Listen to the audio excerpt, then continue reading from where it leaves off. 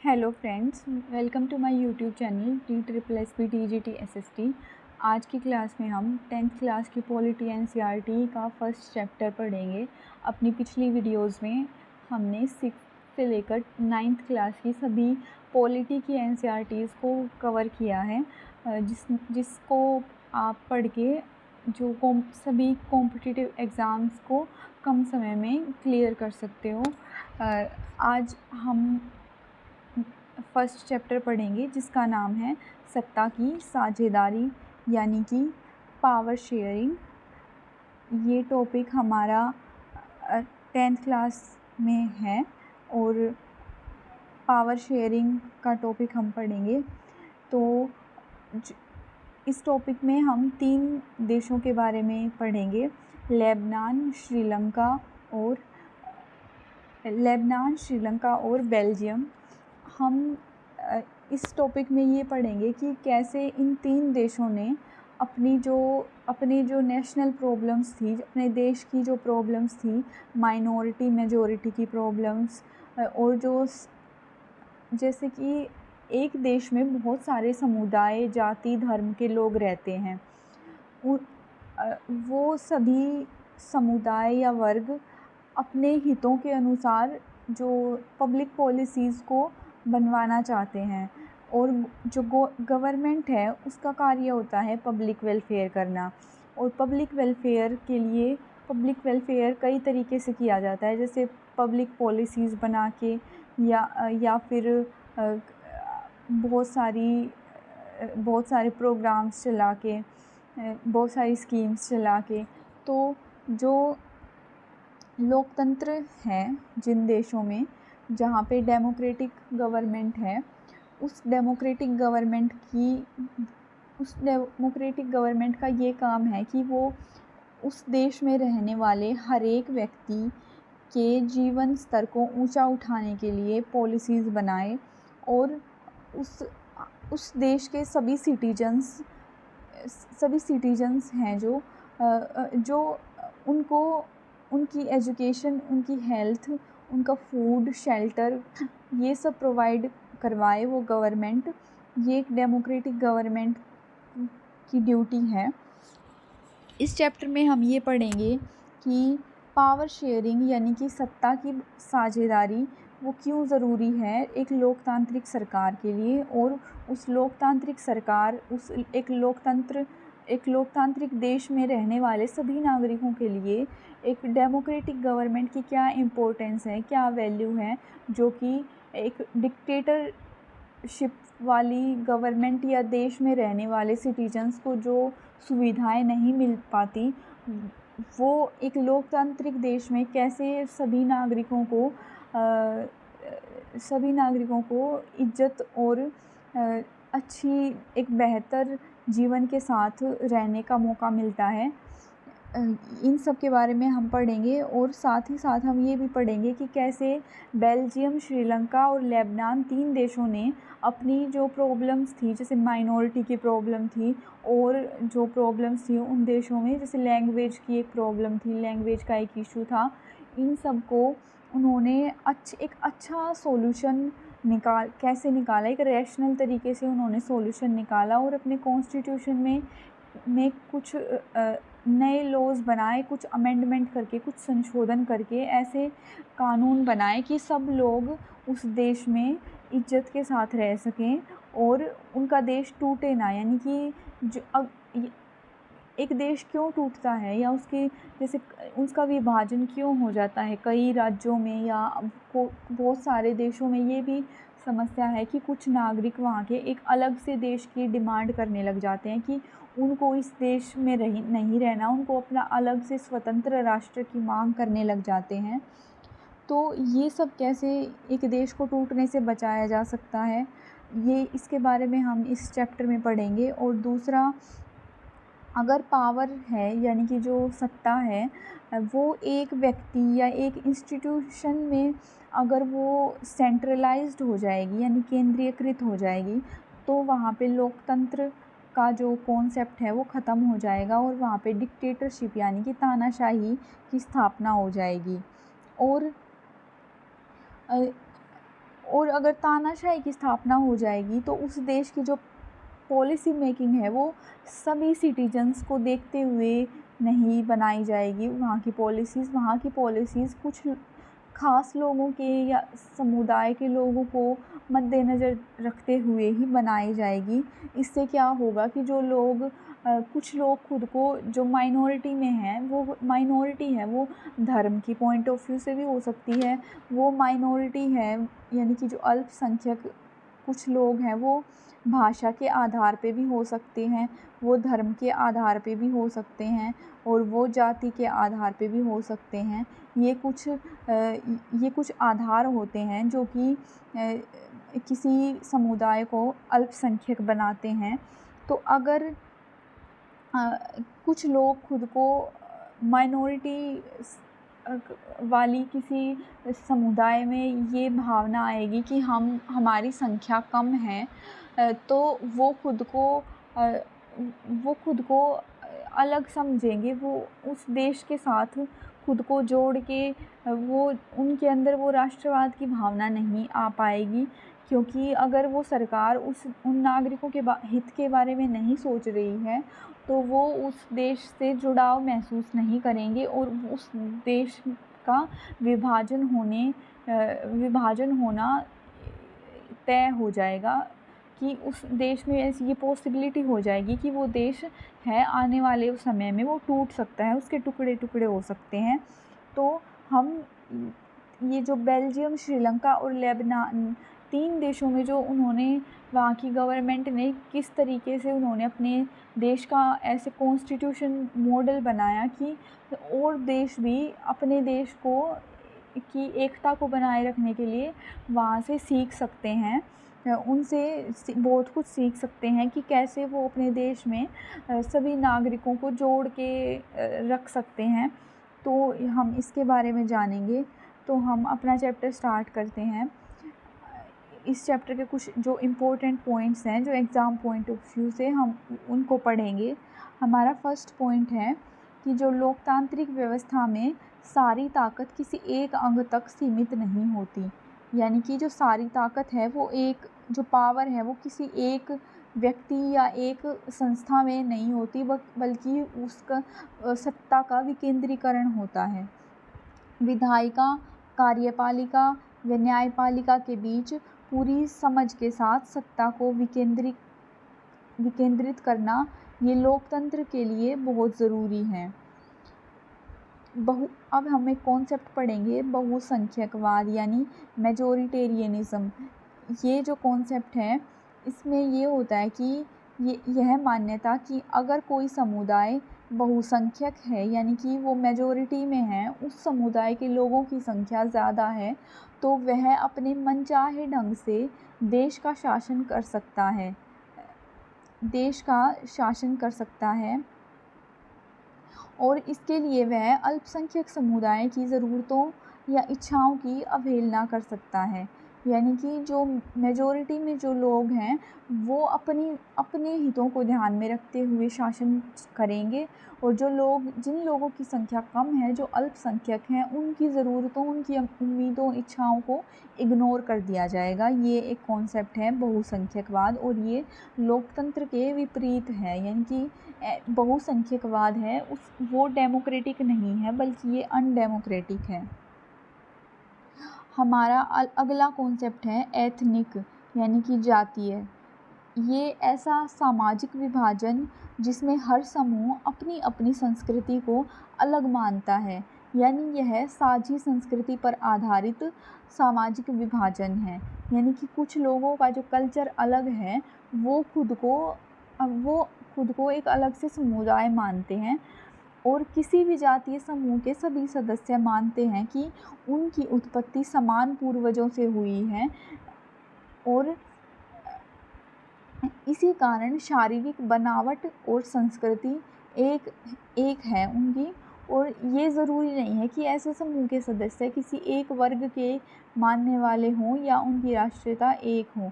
तो जो एथनिसिटी का कॉन्सेप्ट है यानी जातीयता का है, उसमें कौन कौन से आधार होते हैं कि उनकी साझी संस्कृति होती है, उनके पूर्वज समान होते हैं, उनके पूर्वज समान होते हैं और उनकी जो फिजिकल कैरेक्टरिस्टिक्स हैं यानी कि शारीरिक बनावट है और उनकी जो संस्कृति है वो समान होती है। ये एथनिसिटी या जातीयता के कुछ आधार हैं जिनके आधार पर वो लोग खुद को एक अलग से समुदाय मानते हैं। अब हम एक देश के बारे में पढ़ेंगे जिसका नाम है बेल्जियम। जो बेल्जियम है ये यूरोप का देश है, यूरोप महाद्वीप में स्थित है और इसकी जो सीमाएं हैं वो फ्रांस, नीदरलैंड, जर्मनी और लग्जमबर्ग 4 देशों से लगती है। इस बेल्जियम की सीमाएं 4 देशों से लगती हैं, फ्रांस, नीदरलैंड, जर्मनी और लग्जमबर्ग। ये इस टाइप के क्वेश्चंस पूछे गए हैं कि ये ज्योग्राफी में ये क्वेश्चन बन सकता है कि किसी भी कंट्री की जो सीमाएं हैं उसके पड़ोसी देश हैं उनके बारे में ये पूछा जा सकता है कि इस देश के नॉर्थ में कौन सी कंट्री है, साउथ में कौन सी कंट्री है या ईस्ट वेस्ट में कौन सी कंट्री है, तो ये क्वेश्चन भी पूछे जा सकते हैं। बेल्जियम है वो 3 क्षेत्रों में विभाजित है, फ्लैंडर्स, वेलेनिया और ब्रुसेल्स। कौन से क्षेत्रों में विभाजित है? फ्लैंडर्स,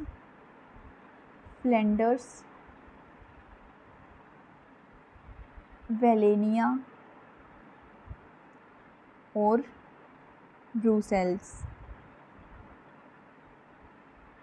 इन 3 देशों में बेल्जियम है वो विभाजित है और बेल्जियम की आबादी हरियाणा से आधी है, यानी कि वहाँ की जो पॉपुलेशन है वो बहुत कम है और यहाँ पे कई समुदाय हैं और जो अल्पसंख्यक फ्रेंच भाषी लोग हैं वो तुलनात्मक रूप से ज़्यादा समृद्ध और ताकतवर रहे हैं, यानी कि जो लोग माइनॉरिटी में हैं वो ज़्यादा अमीर हैं और ज़्यादा पावरफुल हैं।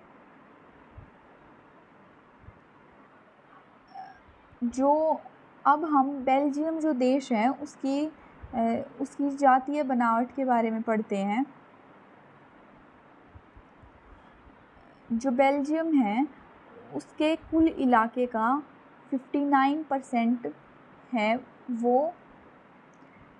जो 59% है वो फ्लेमिश निवासी हैं और ये डच भाषा बोलते हैं। कौन सी भाषा बोलते हैं? डच भाषा। और इसके जो 40% लोग हैं वो वेलोनिया के निवासी हैं और फ्रेंच भाषा बोलते हैं। और इसके जो बेल्जियम के 1% लोग हैं वो बोलते हैं जर्मन भाषा, 1% बोलते हैं जर्मन भाषा। और बेल्जियम की जो राजधानी है ब्रुसेल्स, उसके 80% लोग बोलते हैं फ्रेंच और 20% लोग बोलते हैं डच। 80% फ्रेंच और 20% डच। 1950 व 60 के दशक में फ्रेंच व डच बोलने वाले समूहों में तनाव बढ़ गया था और इसका सबसे तीखा रूप हमें ब्रुसेल्स में देखने को मिला था। अब ब्रुसेल्स में जो ये झगड़ा चल रहा था भाषा को लेकर, इसको मद्देनज़र रखते हुए वहाँ की गवर्नमेंट ने इसका एक विशेष मॉडल निकाला था। उन्होंने एक स्पेशल मॉडल बनाया अपने देश की ज़रूरतों को ध्यान में रखते हुए। उन्होंने क्या किया कि क्षेत्रीय अंतरों यानी कि जो रीजनल डिफरेंसेस हैं और सांस्कृतिक विविधता को स्वीकार किया, यानी कल्चरल डाइवर्सिटी को उन्होंने स्वीकार किया। और 1970 और 1993 के बीच उनके संविधान में 4 संशोधन किए गए थे ताकि देश में रहने वाले किसी भी आदमी को बेगानेपन का एहसास ना हो और सभी मिलजुल कर रह सकें।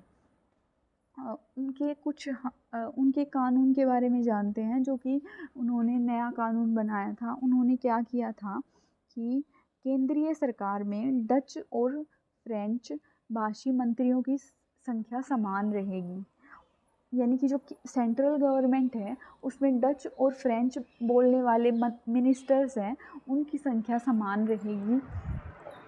दूसरा पॉइंट है कि दोनों भाषाई समूहों के सांसदों के बहुमत से ही विशेष कानून बन सकते हैं, यानी कि अगर कोई हमें स्पेशल लॉ बनाना है तो उसमें दोनों समूहों के जो एमपीज़ हैं उनके बहुमत से ही कोई स्पेशल लॉ है वो पास हो सकता है।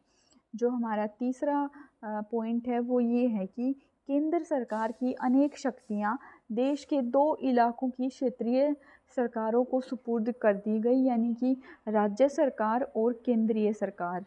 और जो ये प्रोविज़न किया गया कि जो राज्य सरकार है वो केंद्रीय सरकार के अधीन नहीं है, यानी कि राज्य सरकार अपने जो विषय हैं उसके उनको जो पावर्स दी गई हैं उनको वो इंडिपेंडेंट तरीके से यूज़ करेंगे और वो केंद्र सरकार के अधीन नहीं हैं।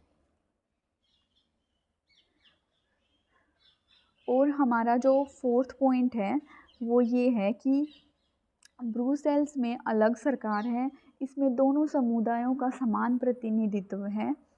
और जो फ्रेंच भाषी लोग हैं उन्होंने ब्रुसेल्स में समान प्रतिनिधित्व के प्रस्ताव को स्वीकार किया, और जो डच भाषी लोग हैं उन्होंने केंद्रीय सरकार में बराबरी का प्रतिनिधित्व किया। यानी कि दोनों समुदाय के लोगों ने कुछ ना कुछ कॉम्प्रोमाइज़ किया ताकि उनके देश की एकता बनी रह सके। और फिफ्थ पॉइंट उन्होंने क्या किया अपने कॉन्स्टिट्यूशन में कि तीसरे स्तर की जो सरकार है, यानी कि उन्होंने 3 स्तर में गवर्नमेंट बनाई, केंद्र सरकार, राज्य सरकार और तीसरे लेवल पे जो है वो है सामुदायिक सरकार, जिसको हम अपने भारत में जिसको हम पंचायत बोलते हैं, वहाँ पे बेल्जियम में उसको कहा जाता है सामुदायिक सरकार।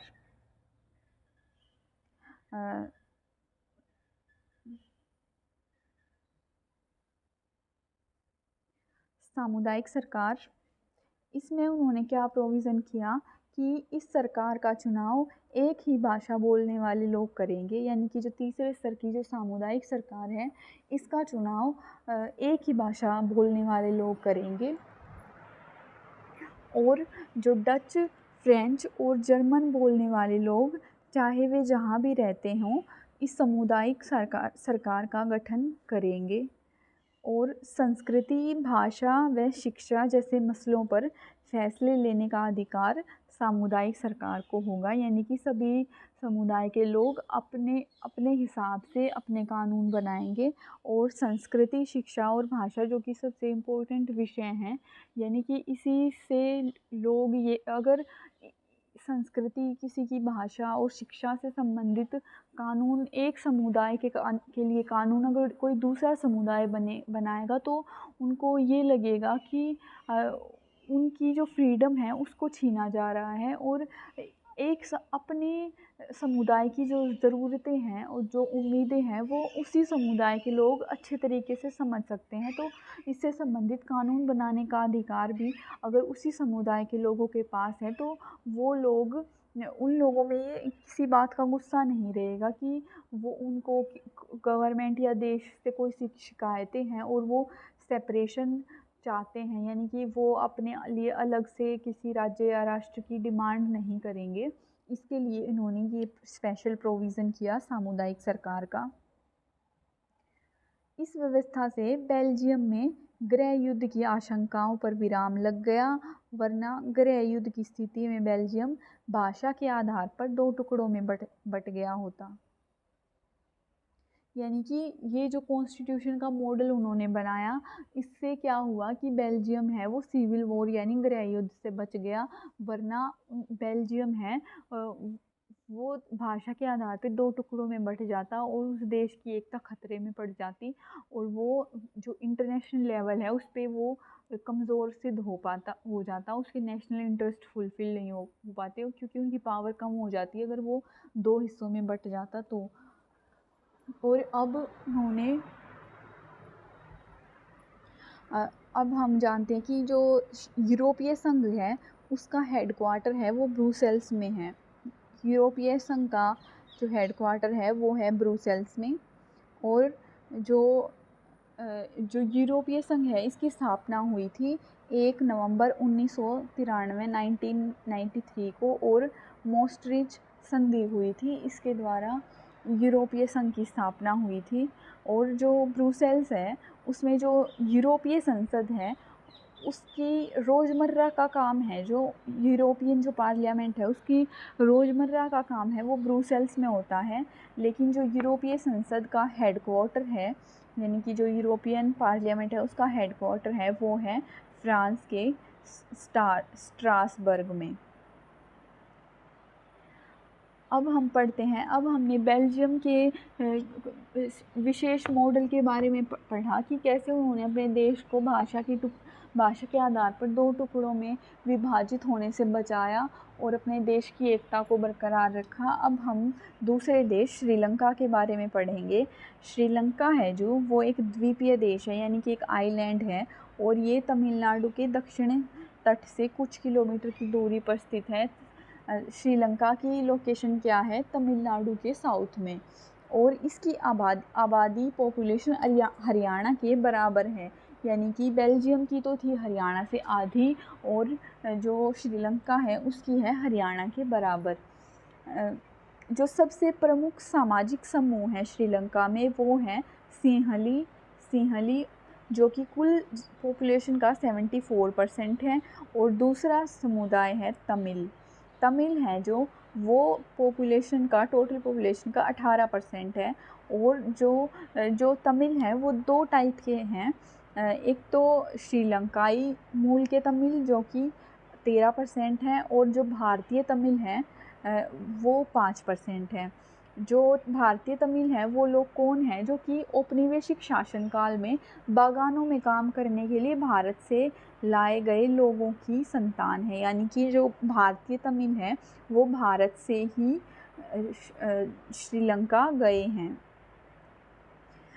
जो तमिल है वो मुख्य रूप से श्रीलंका के उत्तर व पूर्वी प्रांतों में रहते हैं। जो तमिल हैं वो कहाँ रहते हैं श्रीलंका में? नॉर्थ एंड ईस्ट में, नॉर्थ एंड ईस्ट पार्ट में वो श्रीलंका के रहते हैं। और जो अधिकतर जो सिंहली भाषा बोलते हैं वो लोग कौन है? वो बौद्ध हैं। जो तमिल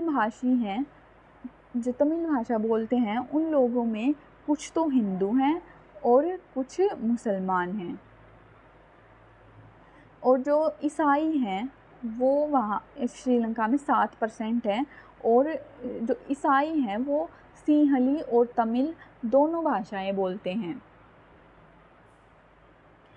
अब हम जानते हैं कि श्रीलंका में एक प्रॉब्लम थी बहुसंख्यकवाद यानी मेजोरिटेरियनिज़म की। मेजोरिटेरियनिज़म के बारे में हमने कॉन्सेप्ट हम उसको पढ़ चुके हैं।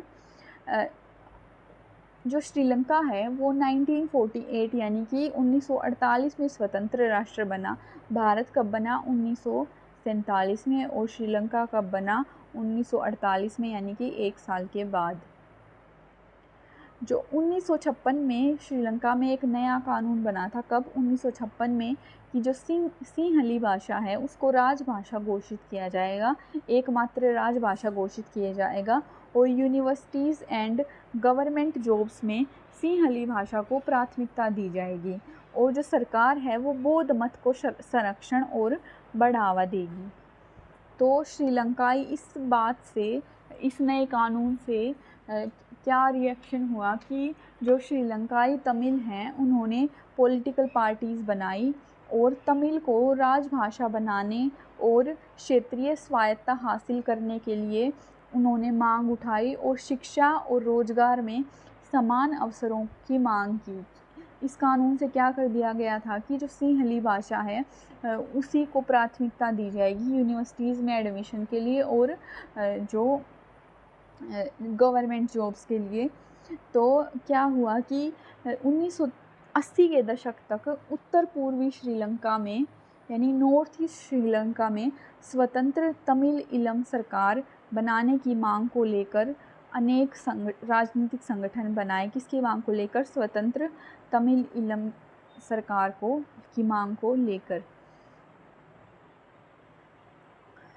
तो क्या हुआ कि श्रीलंका में गृह युद्ध यानी सिविल वॉर स्टार्ट हुआ, और जिससे उस गृह युद्ध से श्रीलंका के सामाजिक सांस्कृतिक व आर्थिक जीवन में बहुत सारी प्रॉब्लम्स क्रिएट हुई और 2009 में उस गृह युद्ध का अंत हुआ। कब? 2009 में। अगर बहुसंख्यक समुदाय दूसरों पर प्रभुत्व कायम करने और सत्ता में उनको हिस्सेदार ना बनाने का फैसला करता है तो इससे देश की एकता ही संकट में पड़ जाती है। अब हम एक कॉन्सेप्ट पढ़ते हैं, युक्ति परक, यानी कि ये एक समझदारी का तर्क होता है और ये लाभ कर यानी प्रॉफिट वाले परिणामों पर जोर देता है।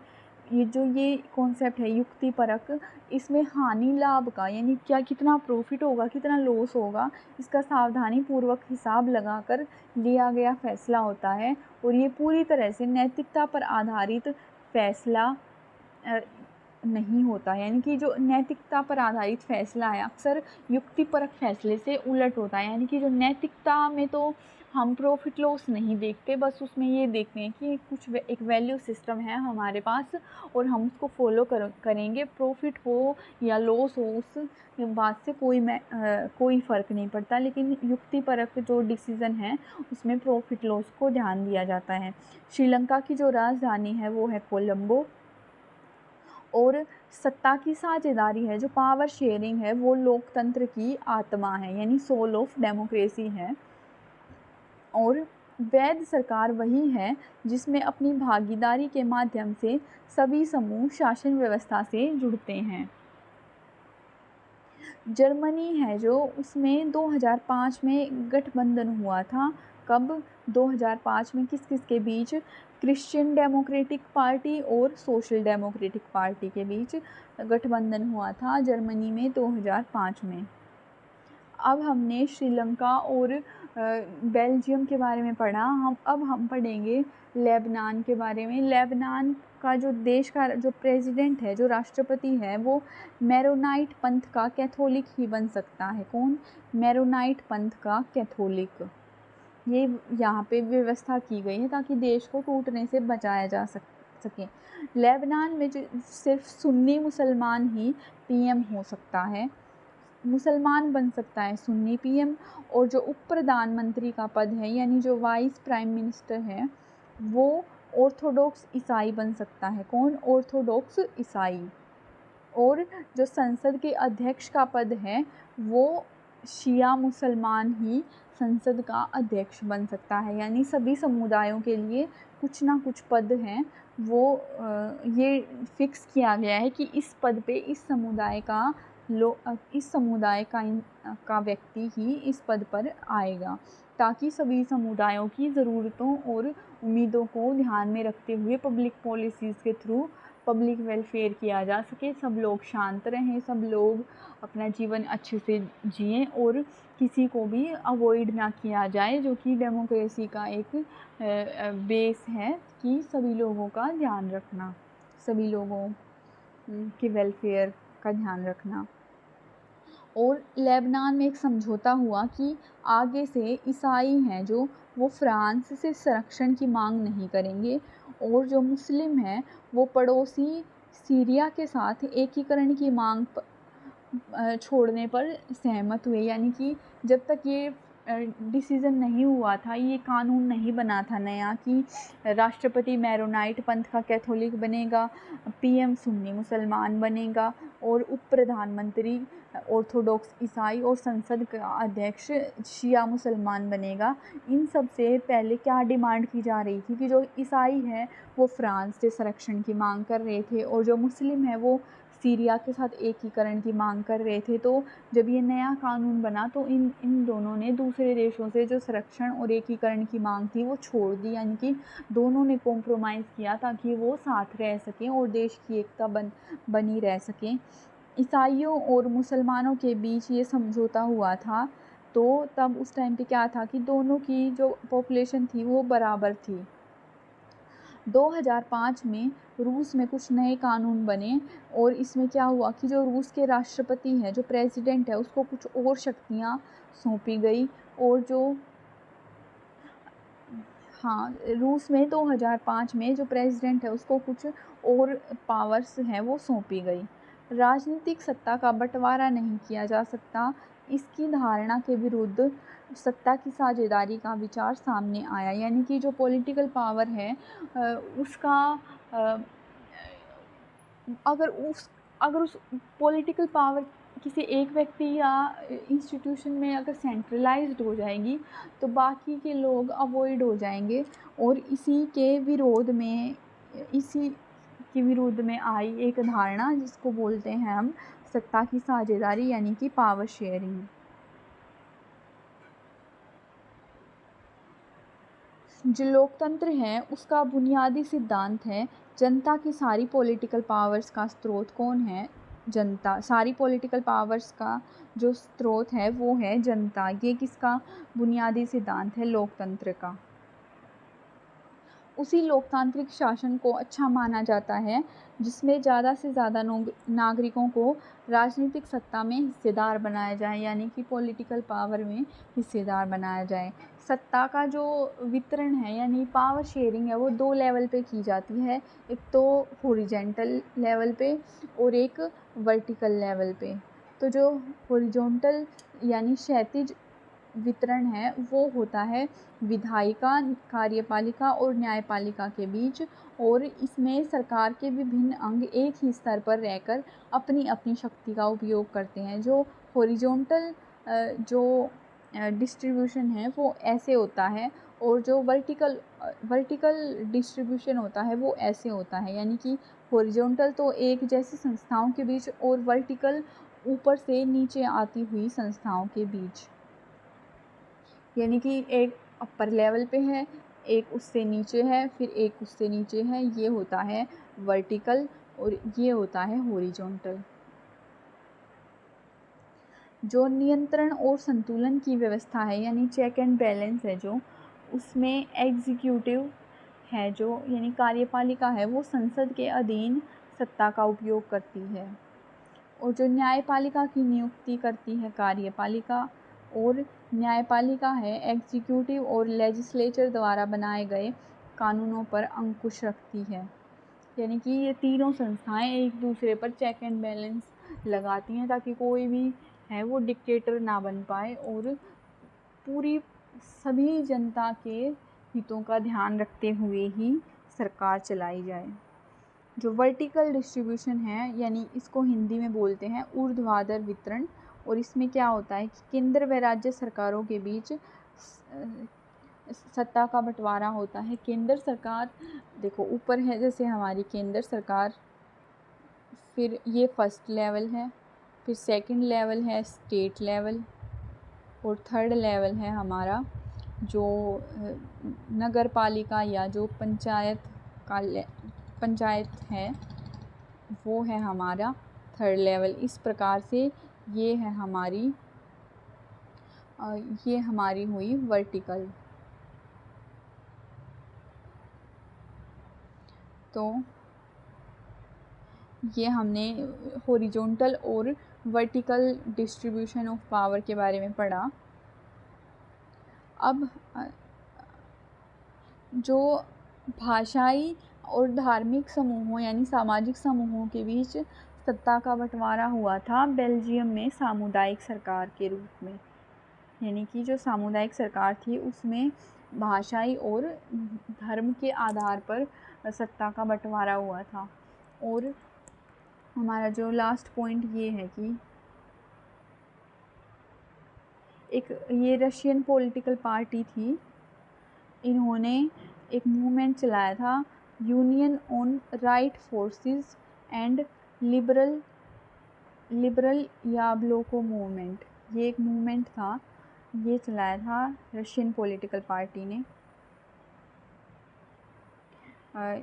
ये हमारा चैप्टर हुआ ख़त्म। इसमें हमने जो इम्पोर्टेंट पॉइंट्स थे जो कॉम्पिटिटिव एग्ज़ाम्स में स्पेशली टीचिंग एग्ज़ाम्स में जैसे DSSP KVS NVS and other state level teaching exams में जो पॉइंट्स या जो क्वेश्चंस बन सकते हैं NCERT से, वो सारे इन नोट्स में इंक्लूड करने की कोशिश की गई है। Thank you.